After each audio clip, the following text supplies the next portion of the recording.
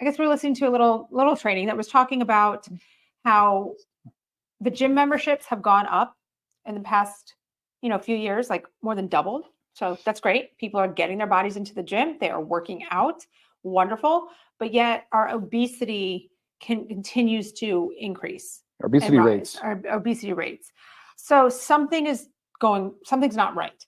And really the biggest thing is even though we are working out, maybe we're saying, I'm going to go to the gym in the morning and do my stuff, or I'm going to do that YouTube workout in the morning before work, or on your lunch break, or you go to the gym after and you're getting your workout in.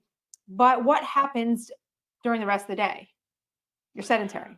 That's actually, I'm kind of victim of that and guilty of that most days of the week, unfortunately. I find myself at a computer seated quite a bit. I do take calls and I walk a lot, but man, I'm telling you, this is going to be perfect for me to leave this meeting, this call today, and I am going to commit to doing the things we talk about today. Right. Because it makes so much sense to me. It's such common sense. Yes. So the biggest thing that we need to do is incorporate short exercise set. Well, I don't even want you to think exercise sessions. It's movement throughout your day. Whether it's, the studies are showing that it's best if you're doing every 30 minutes, like 2 minutes of activity. And now this could be going on a short walk. This could be air squats next to your desk in your office. This could be push-ups, whatever it's going to be, whatever works for you, however your living situation is. Like specifically, I just told Ryan, I said it'd be easiest for him to just step up next to his desk chair and do a minute of air squats and a minute of push-ups every 30 minutes. So what did he do like 5 minutes ago?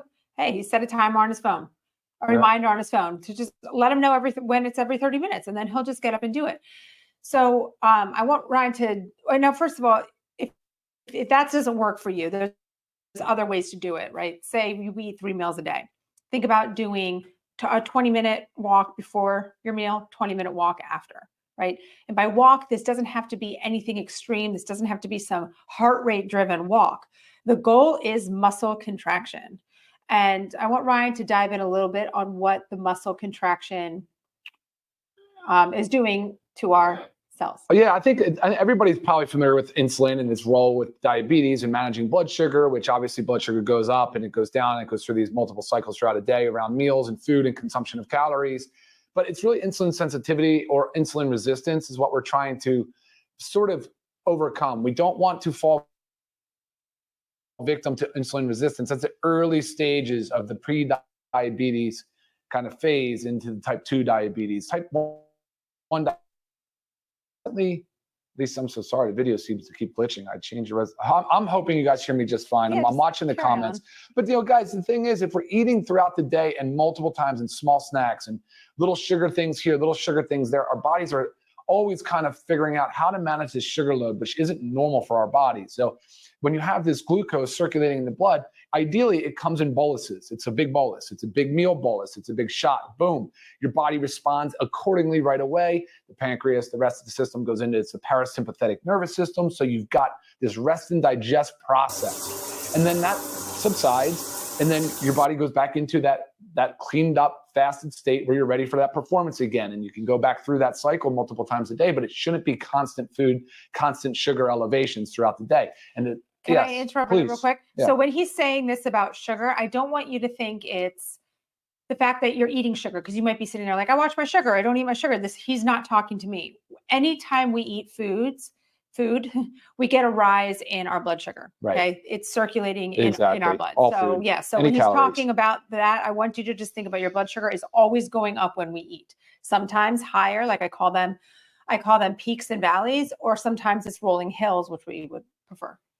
Okay, sorry to interrupt. No, it's absolutely fine. But the problem that the more and more of those calories that we eat, especially the poor quality, the nutrient poor stuff, the calorie rich stuff, so the processed foods that are in packages that cost $1.20 and they're like seriously 280 calories, 25 grams of carbs or whatever. It's crazy because over time then we build weight, right? Then we're gaining weight. Then we're becoming a little bit more metabolically inflamed or metabolically dysfunctional.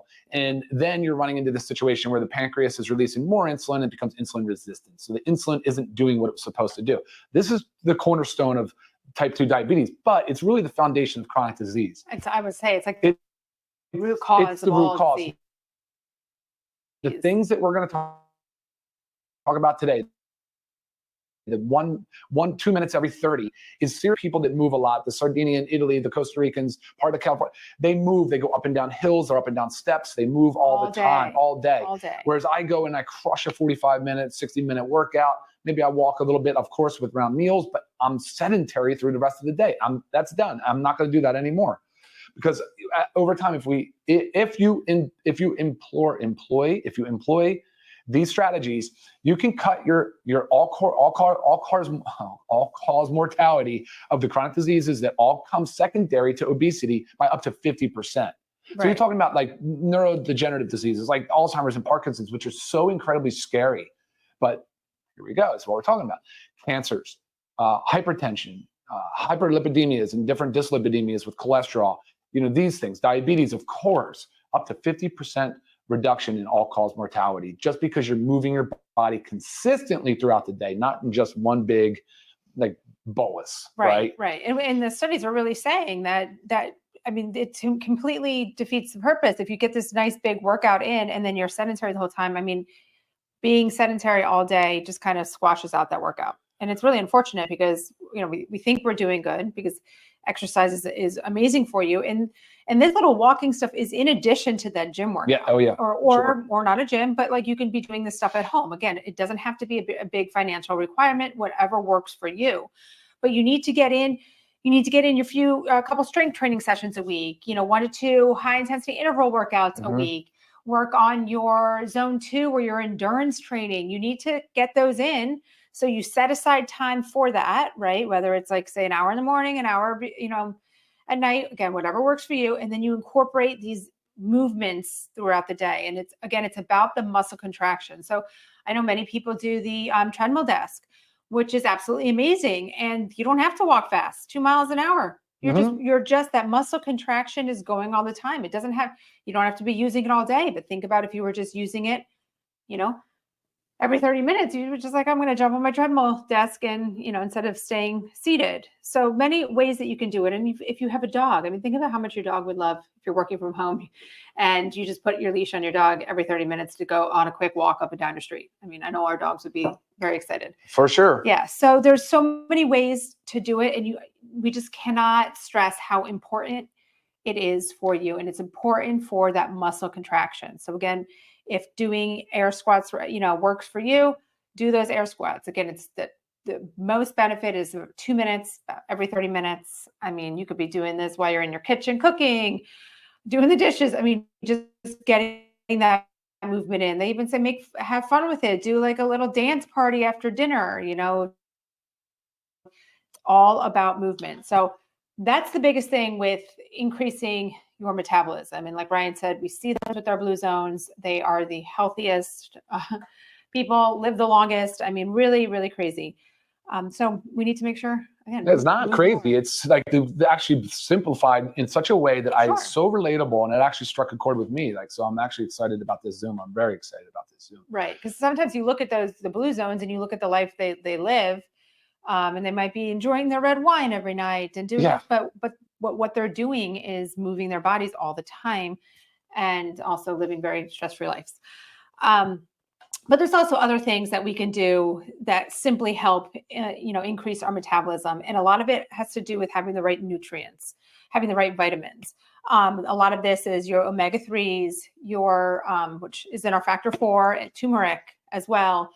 And simple vitamins in our multivitamin. Your B vitamins are very good for increasing metabolism. Vitamin C plays a role. So your vitamin, I said the B's, like niacin, B6, B12, all in our multivitamins. Magnesium, which we know plays a role in over 300 enzymatic reactions in the body. And one of those is metabolism. Another one is sleep. And guess what?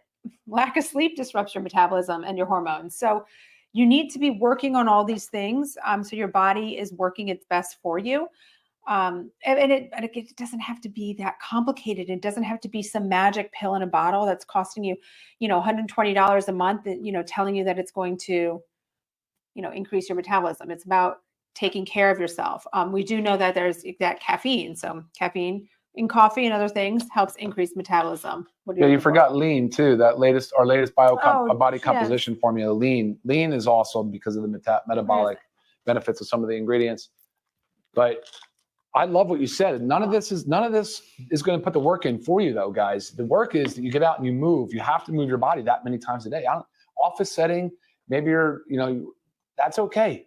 A boss should respect the fact that you're trying to increase, right? Just the uptake of your sugar. It's better for your cells. You'll be more productive. Every 2 minutes, every 30. Come on. Right. Come on. Hydrating properly plays a big role in metabolism. So you need to also make sure like hydrating properly is hydrating with electrolytes. It's not just the consuming water. The green tea is in the super greens, great for metabolism. So there's so many little things that you can do. And there's also many of you out there that are probably taking all of this that are like, yes, okay, I'm doing this for myself. So now all I need to do is make sure I'm getting those gym workouts in, or those, structured workouts, I want to call them, and then make sure you're doing your movements throughout the day. So again, whether it's 2 minutes every 30 minutes, or whether it's 20 minutes tacked on to the ends of each meal, do what works best for you. I know a lot of times for us, for like dinner, I mean, we can do a walk before and a walk after, you know, and then just little movements throughout the day. So the goal again is moving your body more because you're contracting your muscles. I feel like I had something else I wanted to say. Well, it's funny because I didn't know what we were going to say today. So I was talking about different things. Like we were looking at sarcopenia, body composition, how to measure it, the different things, the different types of fat, because metabolic health tends to be a lot about obesity, and the population is very obese. There's a lot of, 57 to 75% is obese or is overweight or obese. Right. So, but I'm glad we're not going there. I'm glad we're not going heavy on nutrition and telling you what sugars and should you eat natural fruits and how often and with what. No, we're saying, guys, simple. Move your body more throughout the day. Right. If you're doing a big workout, great. Got to do that too. And then move your body throughout the day. Yeah. Just move. It will increase your output, your energy. You'll feel better because of it. Your metabolism can correct itself. I was going to start going into like catabolism now, but I don't want to talk about it. Right. It doesn't matter. No. And there's little things that you can do. Like we know that eating spicy foods like increases your metabolism. Sure. Like you can add that into, I mean, sometimes I haven't done it in a while, I'll tell you the truth, but I used to put red pepper in my smoothie. It gives it a little kick. But I mean, you can do any little thing, add it in there. Avoid skipping meals, so often. We a lot of people still have this thought that eating less can help us lose weight. And maybe at first it does. And then all of a sudden, boom, your metabolism completely plummets. Yeah, that's right. You need to make sure you're fueling your body right. Just like to keep it super broad and simple with nutrition, you need to make sure you're fueling your body right. So your body is constantly getting the nice nutrition that it needs. It never goes into that, like thinking that starvation mode. Yeah. So say you decide that there is a lot of people that do the type of fast where you don't eat all day and then you eat the one meal a day. That was the OMAD, 1 meal a day. Yeah. Your body can go into that, it's a starvation mode. It just kind of slows down, right? That's what starvation mode is. Your body, your metabolism slows down, preserving everything that it gets because it has no idea when you're going to eat again. So naturally, it's just going to slow itself down. So just make sure you're eating regularly. We don't need to eat all the time. We've reiterated that, but your 3 meals a day, they're well balanced. They're fueled with high quality nutrition. You're getting your supplements, your vitamins in, you're sleeping well, and moving your body. Simple. It is simple. And so Ryan and I just got back from an international trip late last night. This, to tell you, was my longest time being on an airplane, and it was 9 hours, which is extremely long for me. My biggest anxiety was I can't sit that long. I was getting how am I going to do this? But we just kept getting up, and it was around about every 30 minutes, but we're just getting up. We would do the lap around the plane. It was a very big plane. We would stand in the very back where there was an open area, and we were doing air squats. Who cares how silly you look? People are probably envious of that. Oh, that's so smart. They're just getting up and they're moving their body. You have got to do it. Same thing that goes for in your work environment. Who cares if you look silly sitting next to your desk doing an air squat in a dress? Just move your body. I remember when I worked at the hospital. Yeah, I don't know what's going on with our thing. Guys, we're sorry about that. It looks like we're losing connection. So we'll wrap it up, though. You can hear us. Are there any questions that you can breeze through? And while he's doing that, again, guys, make sure you subscribe to our channel, please. Love your comments, love your feedback. It really helps us when you are Here's a part good of the one. channel. Fasting, intermittent, and OMAD does start autophagy. Yeah, it does. It cleans up the junk out of the 100%. cell. Mitophagy as well. It cleans out the mitochondria. So that is a good point. We believe in it. We did a Zoom topic on fasting. You should watch that as well because it has a place. It's just it doesn't have to be done all the time. Not either. every day. So yeah. Man, You still boys, going? guys, I'm so sorry. I think we're gonna have to drop. The internet has been poor here, and I think today is causing us to lose connection. A lot of people talking about intermittent fasting. So it is an amazing thing. It does help it helps a lot with metabolism, but there's also a fine line. Everybody's different. So there's a lot of women out there that are stressed. Cortisol levels are high. And I'm talking more about, premenopausal females. And then you go into a fasting and maybe your body's perceiving it as more stressful, and therefore that's increasing your cortisol more, and it can backfire again because of your cortisol, but also it can mess up your hormones. So it doesn't have to be these extreme intermittent fastings. Like 12 hours is the minimum that you want to do. So I mean, I'm pretty solid around, probably I'm around 14, 15. Just that's what works for me. But I never want to feel like, if I feel like super hungry, that's a cue to me that my body needs to eat and I'm going to break my fast. Right. So, but again, 12 hours, 100% needs to be done daily. You came back. Yeah, it looks like it. Looks like it's back on. Okay. There were some questions about sugars and, when to eat and how to eat. But yeah, again, not for today. Good. No, we're not good. Internet is so choppy, guys. I'm so sorry. Our bodies need carbs. Our bodies need carbohydrates, but I want you to think carbohydrates coming from vegetables, from squash, fruits, even like your lower glycemic, your berries, so those are carbohydrates. So it's not necessarily like, I don't like to just say, watch your carbohydrates, because we need them, but it's like, yes, don't go be eating your bowls of pasta and your breads and your grains. Like you have to balance it. Choose your carbohydrates right is the most important take home there. And timing, I think, matters, because there was a comment about when to eat sugar. It's like not the first thing you do when you wake up. How about that? Let's hydrate. I know it's been a few hours. We've been in a fasted state, but let's not go right for a sugar-rich coffee creamer. Water supplement right there is a great thing before, and then get your movement on. And then of course you need to eat. When you're ready, then you eat. But don't start with these little sugar boluses, and then don't snack on little candies or cookies in between meals. Sorry, I'm trying to read some. Did you go up some little? Yeah, I've been moving all the way down. Yeah. What are they? Fasting Zoom we did would be yes, helpful. We did do a fasting Zoom. And it doesn't have to be black and white 16 hours. It doesn't have to be a 16/8, but the minimum that your body needs to be fasting for your for a recovery. So by that I mean, like when we're sleeping, like our body's like it's resting, it's repairing. If there's still food that it's working on digesting, it's not going to be repairing things. So that's the biggest thing. That's why you've got to do that 12 hours.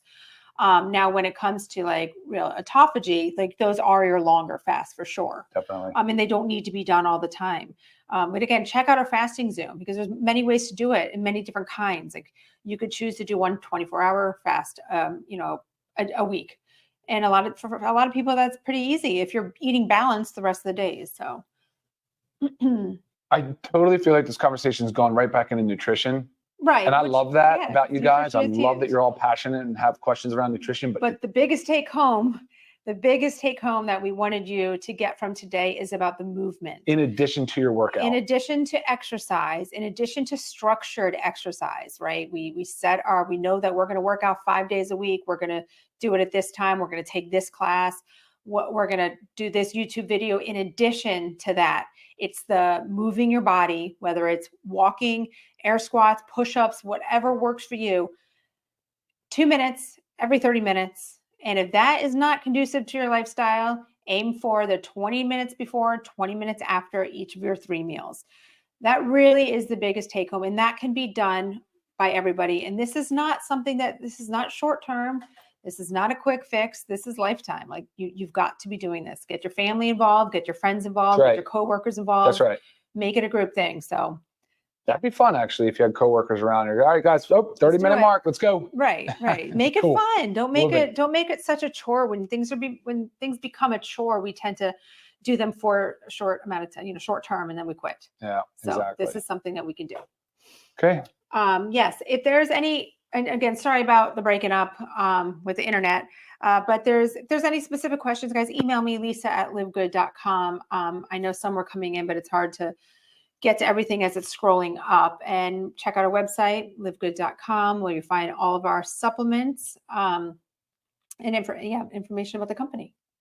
Guys, thank you so much for joining us. Look forward to seeing you next Monday. And for those watching on recording, thanks for tuning in. Yes. Bye, guys. Take care. All right. See y'all. Bye.